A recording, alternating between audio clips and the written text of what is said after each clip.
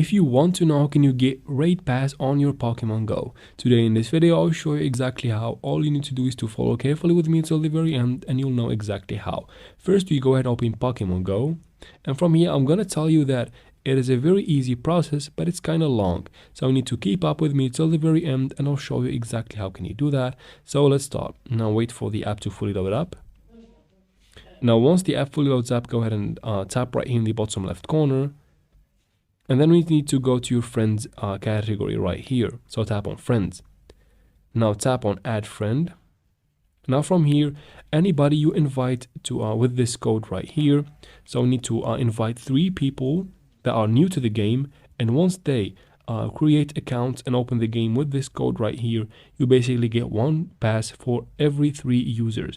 So you can repeat that to get multiple passes, or you can create other accounts as well with other different Gmails to go ahead and do this as well.